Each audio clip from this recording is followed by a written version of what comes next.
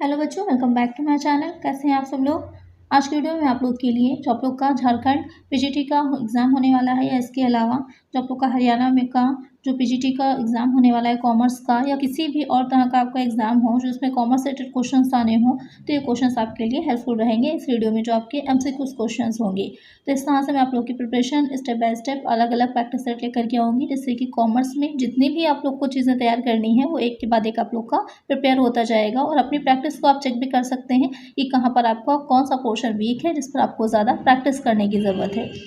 तो वीडियो शुरू करते हैं, लेकिन शुरू करने से पहले अगर चैनल को सब्सक्राइब नहीं किया है तो जल्दी से चैनल को सब्सक्राइब कर दीजिए, नोटिफिकेशन बेल को भी ऑन कर दीजिएगा और वीडियो को लाइक कर दीजिएगा। और कोई क्वेश्चन हो तो मुझे कमेंट कर दिएगा, किसी और तरह की वीडियोस चाह रहे हैं, कोई डिटेल में चाह रहे हैं तो भी मुझे कमेंट कर दीजिएगा, मैं नेक्स्ट वीडियो में उसे एक्सप्लेन कर दूँगी। चलिए शुरू करते हैं। फर्स्ट क्वेश्चन लेते हैं। Dash is the systematic examination of the books and records of A business.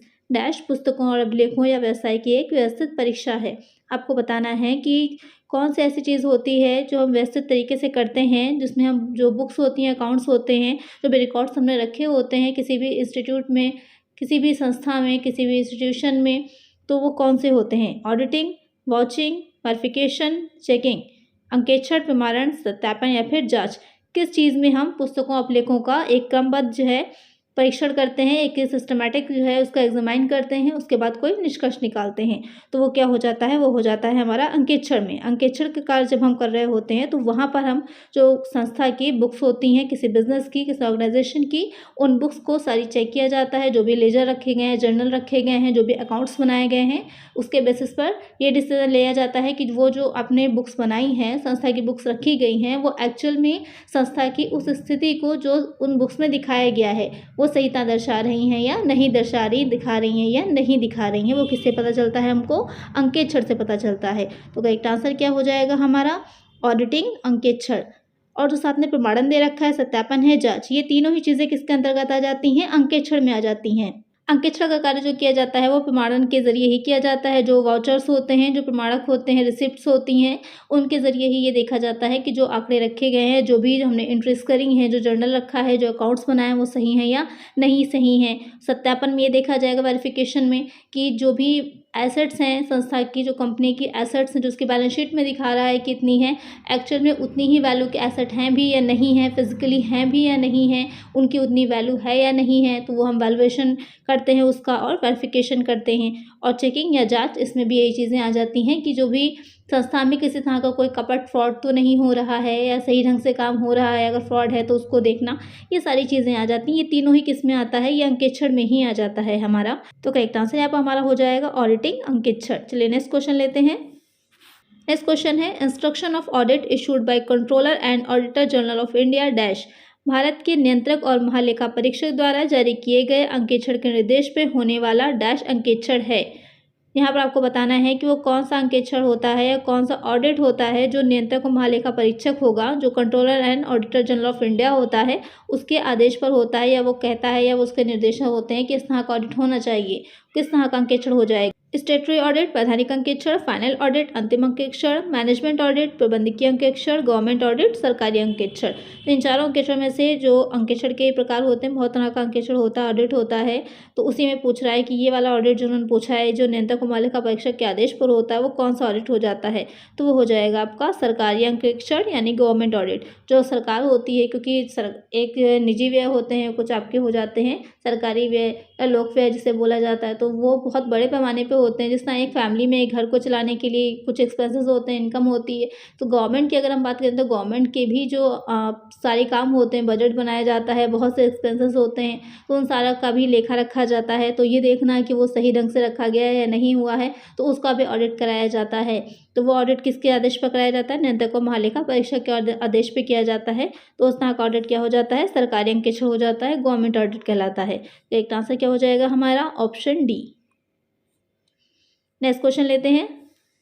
Next question है, the kind of audit is conducted generally between two annual audit. इस तरह का ऑडिट आमतौर पर दो वार्षिक ऑडिट डैश के बीच किया जाता है।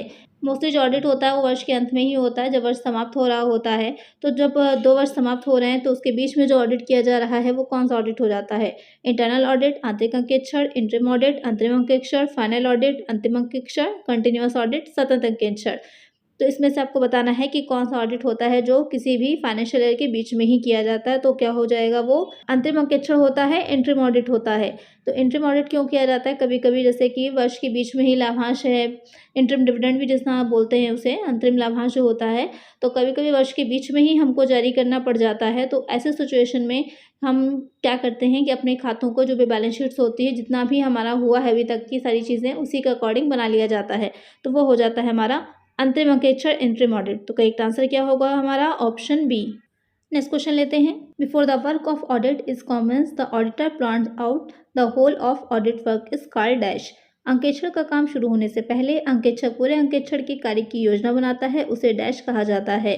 कोई भी कार्य हम कर रहे होते हैं तो पहले क्या होता है, एक पूरा प्लान तैयार करते हैं हम कि किस तरह से हमें उस काम को करना है। इसी तरह ऑडिटिंग में भी क्या होता है, जो ऑडिटर होता है किसी भी संस्था का, किसी भी बिजनेस का, किसी ऑर्गेनाइजेशन का ऑडिट करने से पहले क्या करता है, उसकी पूरी एक योजना तैयार करता है, पूरा एक प्लानिंग तैयार करता है। तो वही योजना या प्लानिंग क्या कहलाती है, ऑडिट प्लान, अंकेक्षण योजना, ऑडिट नोट, अंकेक्षण नोट, ऑडिट रिस्क, अंकेक्षण जोखिम, ऑडिट प्रोग्राम, अंकेक्षण कार्यक्रम। तो क्या कहलाएगी वो, किसी भी जिसकी पूरी योजना तैयार करते हैं तो किस लिए करते हैं, पूरा कार्यक्रम होता है हमारा, पूरा प्रोग्राम होता है, तो क्या कहलाता है हमारा, ऑडिट प्रोग्राम, अंकेक्षण कार्यक्रम। तो करेक्ट आंसर क्या होगा हमारा, ऑप्शन डी, कि ऑडिट प्रोग्राम जो होता है तैयार करता है पहले ऑडिटर, कहीं पर भी किसी भी ऑर्गेनाइजेशन का, किसी इंस्टीट्यूशन का, किसी का भी ऑडिट करने से पहले। तो करेक्ट आंसर क्या होगा हमारा, ऑप्शन डी। नेक्स्ट क्वेश्चन लेते हैं। नेक्स्ट क्वेश्चन है, वाउचर रिलेट्स टू डैश। प्रमाणक संबंधित हैं। तो अभी पहले मैंने प्रमाणकों के बारे में आपको बताया ही था कि प्रमाणक के क्या होता है, जो प्रमाणन का काम होता है, वॉचिंग का काम होता है, ये देखना है कि जो भी लेखे रखे गए हैं, जो भी ट्रांजैक्शंस हुए हैं, जो भी एंट्रीज करी गई हैं, वो एक्यूरेट हैं या नहीं, उसमें एक्यूरेसी है या नहीं है, कि सारे जितने भी लेन देन थे सबका लेखा करा गया है या नहीं, सबके रिकॉर्ड्स रखे गए हैं या नहीं, तो और जितने रिकॉर्ड्स रखे गए हैं वो सही है या नहीं। तो ये किसके बेसिस पर चेक किया जाता है, ये वाउचर्स के बेसिस पर चेक किया जाता है, जो प्रमाणक होते हैं। और ये कार्य क्या हो जाता है, ये कार्य वाउचिंग हो जाता है, यानी कि प्रमाणन हो जाता है। तो यहाँ पर जो पूछ रहा है कि प्रमाणक किससे संबंधित है, कैश रिसीट, नगद प्राप्ति बिल्कुल संबंधित है, कि किसी भी संस्था में कितनी नगद की, कितनी कैश की प्राप्ति हुई है, उसकी रसीदें जो होती हैं, कितना हमने नगद भुगतान किया है, कैश पेमेंट, क्रेडिट ट्रांजैक्शंस, नगद लेन देन की जितना भी हमने जो है लेन देन किया होगा, ऑल ऑफ द अबव, ये सभी। तो जो प्रमाणक होते हैं इन तीनों ही चीज़ों से रिलेट करते हैं, इन तीनों ही चीज़ों से रिलेटेड होते हैं। तो करेक्ट आंसर क्या होगा हमारा, option D, all of the above. Next question लेते हैं। नेक्स्ट क्वेश्चन है, auditing begins where dash ends. अंकेक्षण वहाँ से शुरू होता है जहाँ डैश समाप्त होता है। ये क्वेश्चन आपका जो फाइनेंशियल जो अकाउंटिंग है वहाँ पर भी पूछा जाता है, जो आपको अकाउंटेंसी वाला आएगा वहाँ पर भी वो क्वेश्चन पूछा जाता है। तो वो क्वेश्चन वहाँ पर इस तरह से होता है कि लेखाकर्म का कार्य वहाँ से शुरू होता है जहाँ डैश समाप्त होता है। क्या समाप्त होता है, पुस्तपालन, बुक कीपिंग जहाँ समाप्त होती है वहाँ से अकाउंटिंग शुरू होती है। इसी तरह ये क्वेश्चन यहाँ पर भी आता है कि अंकेक्षण कहाँ से शुरू होता है, जहाँ पर डैश समाप्त होता है। क्या समाप्त होगा, सेलिंग, विक्रय, इन्वेंट्री वैल्यूएशन, स्कंद मूल्यांकन, अकाउंटिंग, लेखांकन, परचेजेस, क्रय। तो यहाँ पर कौन सी चीज़ आ जाएगी, तो अंकेक्षण वहाँ से शुरू होगा। भाई अंकेक्षण हम किस चीज़ का कर रहे हैं, ऑडिट हम कर रहे हैं, बुक्स का कर रहे हैं, जो एंट्रीज करी, जो रिकॉर्ड्स रखे गए हैं उसी का ही तो ऑडिट हो रहा है। तो जब तक वो कार्य पूरा नहीं हो जाएगा हम ऑडिट भी नहीं कर सकते हैं। तो वो कार्य क्या कहलाता है, वो हो जाता है अकाउंटिंग, यानी कि लेखांकन। तो अंकेक्षण वहाँ से शुरू होता है जहाँ लेखांकन समाप्त होता है। तो करेक्ट आंसर क्या होगा हमारा, ऑप्शन सी। आप लोग भी साथ साथ ये सॉल्व करते चलिए, मुझे कमेंट सेक्शन में बताइएगा कि कितने आंसर आप लोग के करेक्ट हुए हैं। नेक्स्ट क्वेश्चन लेते हैं। नेक्स्ट क्वेश्चन है, ऑडिट मीन्स। ऑडिट का अर्थ है, यानी कि अंकेक्षण का अर्थ है व्यापारिक लेन देन की रिकॉर्डिंग, अंतिम खातों की तैयारी, पुस्तकों, खातों, वाउचर आदि की जांच करना, या फिर अंतिम खाते तैयार करना। तो यहाँ पर आपसे पूछ रहा है कि ऑडिट का मतलब क्या होता है। Recording business transactions, preparing the final accounts, examination of books, accounts, vouchers, etc, preparing final accounts. तो आपको बताना है कि ऑडिट क्या होता है, अंकेक्षण क्या होता है। समझ लीजिए यहाँ पर इसकी डेफिनेशन ही आपसे पूछ रहा है, या ये चीज़ समझ लीजिए कि ऑडिट में क्या क्या चीज़ें आ जाएंगी। व्यापारिक लेन देन की रिकॉर्डिंग का काम करना या लिखना, किसी भी चीज़ को रिकॉर्ड करना ऑडिट का काम नहीं होता। अंतिम खातों की तैयारी करना भी ऑडिट का काम नहीं होगा। फाइनल अकाउंट्स जो होते हैं वो अकाउंटेंट के द्वारा तैयार किए जाते हैं, जो लेखापालक जिसे बोलते हैं, जो जिसकी तैयारी आप ही लोग कर रहे हैं, असिस्टेंट अकाउंटेंट की, तो वही चीज़ आ जाएगा। पुस्तकों, खातों, वाउचर आदि की जांच करना, ये काम होता है ऑडिट का, अंकेक्षण का, कि पुस्तकें जो हम रख रहे हैं, बुक्स जो रखी गई हैं, अकाउंट्स जो बनाए गए हैं, जो वाउचर्स हैं किसी भी संस्था के, उसकी जांच करना और ये देखना कि जो भी चीज़ें एंट्रीज की गई हैं, बुक्स जो भी स्थिति किसी भी व्यवसाय की बिजनेस की दिखा रही हैं वो एक्चुअल में सही है या नहीं सही है, जिससे कि जिस भी उद्देश्य से अंकेक्षण का कार्य कराया जा रहा होता है, जो भी पर्पज से अंकेक्षण हो रहा होता है, ऑडिट कराया जा रहा होता है, तो उसके लिए हेल्पफुल हो सके और सही चीज़ को बताया जा सके। तो करेक्ट आंसर हमारा क्या हो जाएगा, होगा ऑप्शन सी, पुस्तकों, खातों, वाउचर आदि की जांच करना, examination of books, accounts, vouchers ETC। Next question लेते हैं। नेक्स्ट क्वेश्चन है sale of land is a dash, भूमि की बिक्री एक डैश है। तो किसी संपत्ति को बेचने की बात यहाँ हो रही है। कौन सी संपत्ति है, लैंड यानी कि भूमि है, उसको अगर हम बेच रहे हैं तो वो क्या हो जाएगा हमारा, रेवेन्यू रिसिप्ट होगी, राजस्व प्राप्ति है, कैपिटल रिसिप्ट है, पूंजीगत प्राप्ति है, कैपिटल एक्सपेंडिचर है, पूंजीगत व्यय है, रेवेन्यू एक्सपेंडिचर है, राजस्व व्यय है। तो जो अगर हम भूमि को बेच रहे हैं तो किस प्रकार का प्राप्ति है या व्यय है, पहले तो यही समझ लेते हैं।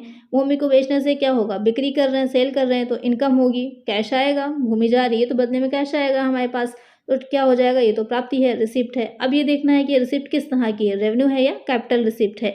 तो यहाँ पर ये भूमि क्या है हमारी, एक कैपिटल एसेट होते आती है, आपकी फिक्स्ड एसेट है ये भूमि जो है, तो ये क्या हो जाएगी, कैपिटल रिसिप्ट हो जाएगी, पूंजीगत प्राप्ति हो जाएगी। तो करेक्ट आंसर क्या होगा हमारा, ऑप्शन बी। तो जब भी इस तरह क्वेश्चन आएगा तो थोड़ा सा उसको तोड़ तोड़ के क्वेश्चन को समझा करिए, आसान रहता है। पहले तो हमने ये समझ लिया कि बिक्री हो रही है, सेल हो रही है, तो कुछ हमारे पास कैश आ रही है, तो ये पहला क्या हो जाएगा, ये रिसिप्ट है, एक्सपेंडिचर नहीं है ये हमारा रिसिप्ट हो जाएगा। उसके बाद अब ये देखना है कि किस चीज़ की हो रही है। अगर जो चीज़ आपकी सीधे व्यवसाय के संचालन ऑपरेशन से रिलेटेड हो जाती है, जैसे कि स्टॉक की बात कर रहे हैं, तो वहाँ पर क्या हो जाएगा, वो राजस्व रेवेन्यू हो जाएगी। लेकिन किसी संपत्ति की अगर बात की जा रही है तो वो हो जाती है कैपिटल। तो करेक्ट आंसर है यहाँ पर हमारा ऑप्शन बी। नेक्स्ट क्वेश्चन लेते हैं। नेक्स्ट क्वेश्चन है गुप्त संचय डैश द्वारा बनाया जा सकता है, secret reserve can be created by dash, public limited company only, banking and financial companies only, private limited company only, cooperative societies. तो गुप्त संचय जो सीक्रेट रिजर्व बनाया जाता है, एक आपका जनरल रिजर्व हो जाता है, प्रोविजंस होते हैं, ये सारी चीज़ें होती हैं। तो यहाँ पर जो सीक्रेट रिजर्व की बात हो रही है, जो संस्था की बुक्स में नहीं दिखाया जाता लेकिन बनाया जा रहा होता है, तो कौन सी कंपनी के लिए बनाने में क्या होता है, वो वैध हो जाता है, लीगल होता है। केवल पब्लिक लिमिटेड कंपनी, केवल बैंकिंग और वित्तीय कंपनियाँ, प्राइवेट लिमिटेड कंपनी, सहकारी समितियाँ। तो यहाँ पर जो गुप्त संचय है, सीक्रेट रिजर्व रखा जा रहा है, वो बैंकिंग और वित्तीय कंपनियां जो होती हैं उनके द्वारा बनाया जा सकता है। तो करेक्ट आंसर क्या होगा हमारा, ऑप्शन बी। नेक्स्ट क्वेश्चन लेते हैं। नेक्स्ट क्वेश्चन है preliminary expenses are the best example for dash, प्रारंभिक व्यय डैश के लिए सबसे अच्छा उदाहरण है। तो यहाँ पर नीचे संपत्तियां दे रखी हैं, तो समझ लीजिए आपको क्या पता लगाना है, आपको ये पता लगाना है जो प्रिलिमिनरी एक्सपेंसेस होते हैं वो किस तरह के एसेट होते हैं, किस तरह की संपत्ति होते हैं। फिक्टिशियस एसेट, काल्पनिक संपत्ति, इंटेंगिबल एसेट, अमूर्त संपत्ति, वेस्टिंग एसेट, क्षय संपत्ति, फ्लोटिंग एसेट, निर्गमित संपत्ति। यहाँ पर जो प्रीलिमिनरी एक्सपेंसेस होते हैं कहाँ दिखाए जाते हैं, आपको याद होगा बैलेंस शीट में लायबिलिटी एसेट दो साइड होते हैं, जो प्रीलिमिनरी एक्सपेंसेस होते हैं वो एसेट साइड में दिखाए जाते हैं। एसेट साइड में जो नीचे हम मिसलेनियस एक्सपेंडिचर दिखाते हैं उसके अंतर्गत हम जो है प्रीलिमिनरी एक्सपेंसेस को दिखाते हैं। तो कौन से एसेट हो जाते हैं, वो काल्पनिक संपत्ति होते हैं, फिक्टिशियस एसेट होते हैं, एक्चुअल में नहीं होते हैं। लेकिन मेनली जो प्रीलिमिनरी एक्सपेंसेस हैं क्या, जो हम जो कंपनी का सम्मेलन हो रहा होता है, इनका ऑपरेशन होता है, तो उससे पहले जो व्यय किए जाते हैं वो सब प्रारंभिक व्यय कहलाते हैं। नाम से ही क्लियर हो रहा है, प्रीलिमिनरी एक्सपेंसेस जो है प्राइमरी एक्सपेंसेस हैं या प्रारंभिक हैं, स्टार्टिंग में किए जा रहे हैं, तो वो किस तरह के हो जाएंगे, वो हो जाती हैं काल्पनिक संपत्ति हो जाती है। तो करेक्ट आंसर क्या हो जाएगा हमारा, ऑप्शन ए। नेक्स्ट क्वेश्चन लेते हैं। नेक्स्ट क्वेश्चन है the auditor of A government company shall be appointed by dash, एक सरकारी कंपनी के अंकेक्षक की नियुक्ति डैश द्वारा की जाएगी।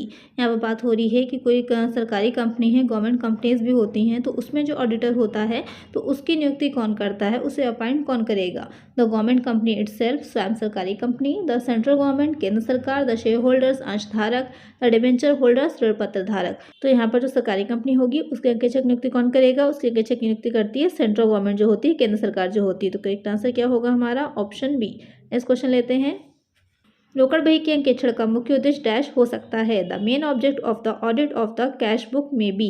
यहाँ पर बताना है जो रोकड़ बही होती है उसका जो अंकेक्षण ऑडिट किया जा रहा होता है उसका मेन पर्पस क्या होता है, to verify the asset and liabilities, to know that all receipts and payments have been properly recorded, to check the internal control system in business, to check the bank balance. तो यहाँ पर question पूछ रहा है जो cash book होती है उसका जो ऑडिट होता है तो क्यों किया जाता है, उसका ऑब्जेक्ट क्या होता है ऑडिट करने का कैश बुक की। संपत्ति और देनदारियों को सत्यापित करने के लिए ये देखना कि जितनी भी एसेट्स हैं या जितनी भी लायबिलिटीज़ हैं वो एक्चुअल में है या नहीं, उनको वेरीफाई करना। ये जानने के लिए कि सभी प्राप्तियां भुगतान ठीक से रखे गए हैं। सबसे इंपॉर्टेंट यही चीज़ है आपकी कि जो रोकड़ बही होती है, कैश बुक होता है, उसमें मेन चीज़ यही देखी जाती है कि जो भी प्राप्तियां हैं हमारी, जो भी हमें रिसिप्ट हैं और जितना जो भी हमारे पेमेंट्स हैं वो सब एक्चुअल में सही ढंग से रखे गए हैं या नहीं रखे गए। तो कि रोकड़ बही जो कैश बुक होती है उसमें सभी यही लेन देन तो रखे जाते हैं, कितना भुगतान किया गया और कितनी प्राप्ति हुई है, कितना रिसीविंग है और कितना पेमेंट है। व्यापार में आंतरिक नियंत्रण प्रणाली की जांच करने के लिए और बैंक बैलेंस चेक करने के लिए तो मेन जो आपका ऑब्जेक्ट होता है वो यही चेक करना हो जाता है कि ये जानने के लिए कि भुगतान ठीक से रखे गए हैं या नहीं, और सही प्राप्तियां हुई, रिसिप्ट जो है वो सही ढंग से आई हैं या नहीं आई हैं। तो करेक्ट आंसर हो जाएगा इसमें हमारा ऑप्शन बी। नेक्स्ट क्वेश्चन लेते हैं। नेक्स्ट क्वेश्चन है residential status is determined by. आवासीय स्थिति को डैश के लिए निर्धारित किया जाता है, यानी कि आपको ये बताना है रेजिडेंशियल स्टेटस कहाँ इसकी बात आती है। जब इनकम टैक्स हम लगा रहे होते हैं तो वहाँ पर ये देखना, क्योंकि जो हमारा टैक्स लगाया जाता है वो रेजिडेंशियल स्टेटस के बेस पर लगाया जाता है, ना कि नागरिकता के बेस पर। हो सकता है कि किसी वर्ष में कि कोई व्यक्ति भारत में नागरिक हो, लेकिन ज़रूरी नहीं है। इनकम टैक्स के पर्पज़ से भी वो इनकम का जो उसकी वो भारत में टैक्सेबल हो, इसलिए जो उसकी रेजिडेंशियल स्टेटस होता है वो इंपॉर्टेंट होता है। आपको पता ही होगा रेजिडेंशियल स्टेटस 3 तरह किया जाते हैं, आपको पता ही होगा। एक हो जाता है निवासी, अनिवासी और असाधारण निवासी। तो यहाँ पर जो आवासीय स्थिति के किस वर्ष के लिए निर्धारित की जा रही है, तो आपको पता होगा कि जो हम टैक्स लगाते हैं वो गत वर्ष की इनकम पर लगाते हैं इस कर निर्धारण वर्ष में, यानी कि जो अभी आपका कर निर्धारण वर्ष चल रहा है, जो असेसमेंट ईयर चल रहा है 2022-23, इसमें आप किस वर्ष की इनकम पर टैक्स लगाएंगे, आप लगाएंगे जो हमारी 21-22 की इनकम हुई 2021-2022, कब से 1 अप्रैल 2021 से 31 मार्च 2022 तक की इनकम जो होगी हमारी, उस इनकम पर हम टैक्स लगाएंगे। कब लगाएंगे 2022-2023 में। तो यहाँ पर जो टैक्स लगाया जाता है तो वो गत वर्ष के आधार पर लगाया जाता है। तो आवासीय स्थिति जो उसकी निर्धारित की जाती है वो भी गत वर्ष की जाती है। तो करेक्ट आंसर हो जाएगा हमारा ऑप्शन ए। नेक्स्ट क्वेश्चन लेते हैं। नेक्स्ट क्वेश्चन है आयकर अधिनियम के अंतर्गत कराधान किस डैश पर निर्भर करता है। Under the income tax act the incident of taxation depends on dash.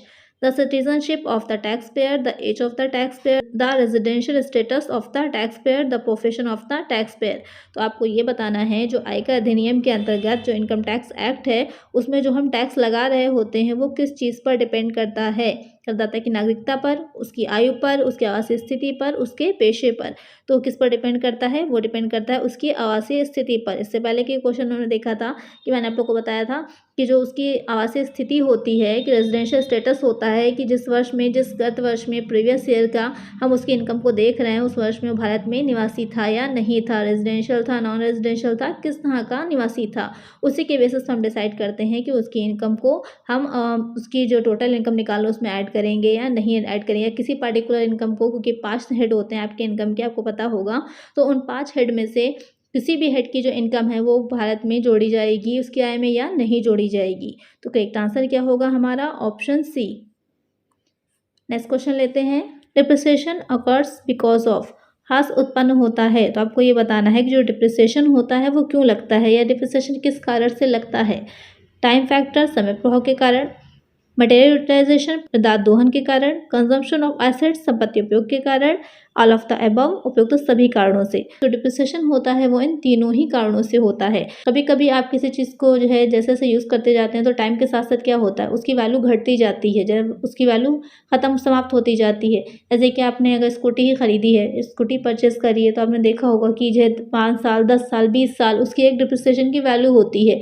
तो उस टाइम के बाद उसकी जो मोटरसाइकिल होती है, स्कूटी होती है, उसकी वैल्यू क्या हो जाती है, ज़ीरो हो जाती है, कोई उसका मूल्य नहीं रह जाता है। और दूसरा आपका जो पदार्थ दोहन के कारण, जैसे जैसे हम जो है यहाँ पर बात अगर हम करें कि जो माइनिंग होती हैं, जो खानें होती हैं कोयले की, ये सारी चीज़ें होती हैं, माइंस होती हैं, तो उनमें जो है डिप्रिसिएशन जो लगता है, तो जैसे जैसे उसमें से पदार्थ हम निकालते जाते हैं उसके जो पदार्थ की मात्रा में कमी होती जाती है, उसी के अकॉर्डिंग उस पर डिप्रिसिएशन लगता है।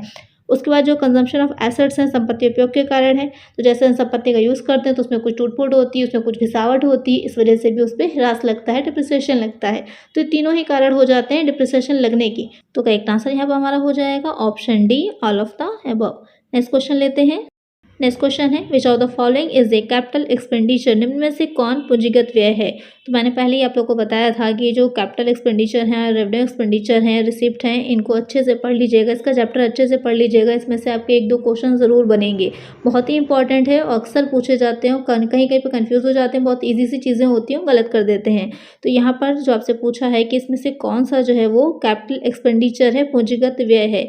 प्रीपेड इंश्योरेंस, प्रोदत्त बीमा, आउटस्टैंडिंग इंश्योरेंस, अदत्त बीमा, परचेज ऑफ न्यू मशीन, नई मशीन का क्रय, ऑल ऑफ द अबव, उपयुक्त सभी।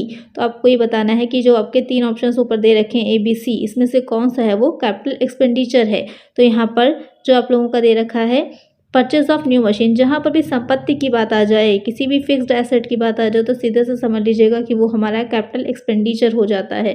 कैपिटल एक्सपेंडिचर होगा वो हो जाएगा नई मशीन को खरीदना, नई मशीन का क्रय। तो करेक्ट आंसर होगा हमारा ऑप्शन C।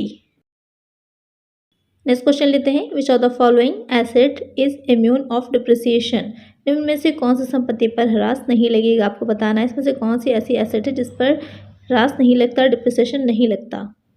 मोटर कार, भूमि, भवन, बिल्डिंग, हवाई जहाज, एरोप्लेन। तो आपको बताना है इसमें से कौन सी ऐसी एसेट है जिस पर डिप्रिसिएशन नहीं लगता। कुछ एसेट्स ऐसी होती हैं जिन पर डिप्रिसिएशन नहीं लगाया जाता है। आपको यहाँ पे बताना है इसमें से कौन सी ऐसी एसेट है जिस पर डिप्रिसिएशन नहीं लगता है। तो यहाँ पर जो लैंड है, भूमि है, उस पर डिप्रिसिएशन नहीं लगता। मोटर कार है, मोटर कार की वैल्यू क्या होगी, जैसे जैसे आप यूज़ करते जाएंगे, जैसे जैसे टाइम गुजरता जाएगा उसकी वैल्यू घटती जाती है। इसी तरह बिल्डिंग में भी डिप्रिसिएशन लगता है और हवाई जहाज, एरोप्लेन पर भी लगता है। लेकिन जो भूमि होती है जितनी है उतनी ही रहेगी, उसमें कहीं पर किसी भी तरह की कोई कमी नहीं आएगी। अगर कमी आती है तो मतलब आपने उस वहाँ उतनी भूमि को या उतने हिस्से को बेचा है, सेल किया है, और अगर जो है वो बढ़ जाती है तो इसका मतलब आपने परचेस किया है। तो उसमें किसी भी तरह की कमी जो है वो डिप्रिसिएशन की वजह से नहीं आती है। तो करेक्ट आंसर क्या हो जाएगा हमारा ऑप्शन B। नेक्स्ट क्वेश्चन लेते हैं which of the following is not an indirect tax, निम्न में से कौन सा कर अप्रत्यक्ष कर नहीं है। आपको पता है टैक्स 2 तरह के होते हैं, एक हो जाते हैं डायरेक्ट, दूसरे हो जाते हैं इनडायरेक्ट। डायरेक्ट में आपका आ जाता है जैसे कि इनकम टैक्स है, और सबसे बड़ा उदाहरण यही है इनकम टैक्स, आयकर। और इनडायरेक्ट की अगर हम बात करते हैं सेंट्रल सेल्स टैक्स, केंद्रीय बिक्री कर, सेंट्रल एक्साइज ड्यूटी, केंद्रीय उत्पादन शुल्क, सेंट्रल वैल्यू एडेड टैक्स, केंद्रीय मूल्यवर्धित कर, इनकम टैक्स, आयकर। आपको बताना है इसमें से कौन सा कर ऐसा जो प्रत्यक्ष कर नहीं है। तो जो इनकम टैक्स ही दे रखा है, अभी मैंने पहले ही बता दिया कि जो डायरेक्ट टैक्स होते हैं उसका सबसे बड़ा उदाहरण इनकम टैक्स ही हो जाएगा आपका। तो यहाँ पर जो इनकम टैक्स है वो इनडायरेक्ट टैक्स नहीं है, ये डायरेक्ट टैक्स है। तो करेक्ट आंसर हो जाएगा हमारा ऑप्शन D। नेक्स्ट क्वेश्चन लेते हैं। नेक्स्ट क्वेश्चन है वाउचर रिलेट्स टू डैश, प्रमाणक संबंधित हैं। तो अभी पहले मैंने प्रमाणकों के बारे में आपको बताया ही था कि प्रमाणक के क्या होता है। जो प्रमाणन का काम होता है, वाचिंग का काम होता है, ये देखना है कि जो भी लेखे रखे गए हैं, जो भी ट्रांजैक्शंस हुए हैं, जो भी एंट्रीज करी गई हैं, वो एक्यूरेट हैं या नहीं, उसमें एक्यूरेसी है या नहीं है, ये सारे जितने भी लेन देन थे सबका लेखा करा गया है या नहीं, सबके रिकॉर्ड्स रखे गए हैं या नहीं, तो और जितने रिकॉर्ड्स रखे गए हैं वो सही है या नहीं। तो ये किसके बेसिस पर चेक किया जाता है, ये वाउचर्स के बेसिस पर चेक किया जाता है, जो प्रमाणक होते हैं। और ये कार्य क्या हो जाता है, ये कार्य वाचिंग हो जाता है, यानी कि प्रमाणन हो जाता है।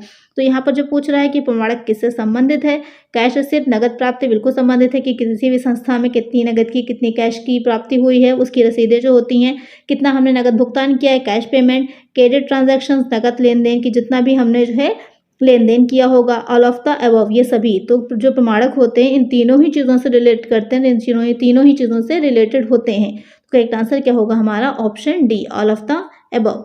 नेक्स्ट क्वेश्चन लेते हैं what is the full form of NEFT, NEFT का पूरा नाम बताइए। आपको बताना है जो नेफ्ट होता है उसकी फुल फॉर्म क्या होती है।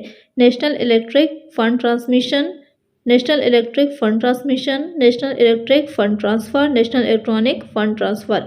नेफ्ट की फुल फॉर्म क्या है, बहुत ही ईजी क्वेश्चन है। कुछ फुल फॉर्म्स भी ध्यान में रखिएगा आप लोग, जैसे इससे पहले भी मैंने RTGS की बताई थी, नेफ्ट है, इसी तरह की और भी कुछ फुल फॉर्म्स हैं, उनको ध्यान में रखिएगा, एग्जाम में पूछता है। बहुत ही ईजी क्वेश्चन होता है, आसानी से आपको ज़्यादा कुछ एफर्ट भी नहीं करना होता है और आंसर आ जाता है। तो यहाँ पर जो करेक्ट आंसर है वो हो जाएगा national electronic fund transfer, option D। Next question लेते हैं in which year the provincial insolvency act implemented, प्रांतीय दिवालिया अधिनियम किस वर्ष में लागू किया गया। आपको बताना है कि जो प्रोविंशियल इंसॉल्वेंसी एक्ट था, जो आपने फाइनेंशियल अकाउंटिंग में इंसॉल्वेंसी पढ़ी होगी, तो वहाँ पर 2 तरह के एक्ट हो जाते हैं जो चलते हैं हमारे यहाँ। एक प्रेसिडेंसी टाउन इंसॉल्वेंसी एक्ट हो जाता है, दूसरा हो जाता है प्रोविंशियल इंसॉल्वेंसी एक्ट। तो जो प्रेसिडेंसी टाउन था वो 1999 में, 1909 में पास हुआ था, और जो प्रांतीय था, जो प्रोविंशियल इंसॉल्वेंसी एक्ट था, वो कब पास हुआ था? 1920 में पास हुआ था। जो प्रेसिडेंसी टाउन वाले एक्ट है वो हमारा जो मद्रास, मुंबई और कलकत्ता है, सिर्फ इन्हीं जगहों पर लागू होता है। और जो प्रांतीय है, प्रोविंशियल है, जो आपके क्वेश्चन में पूछा गया है, ये मद्रास, मुंबई और कलकत्ता, इन 3 जगहों को छोड़कर पूरे भारत में लागू होता है। तो ये प्रोविंशियल इंसॉल्वेंसी एक्ट है वो कब लागू हुआ था? वो हुआ था 1920 में। तो करेक्ट आंसर क्या हो जाएगा हमारा? Option B. नेक्स्ट क्वेश्चन लेते हैं। In which year 14 banks for nationalise, 14 बैंकों का राष्ट्रीयकरण किस वर्ष में किया गया? 1969, 1971, 1973, 1977।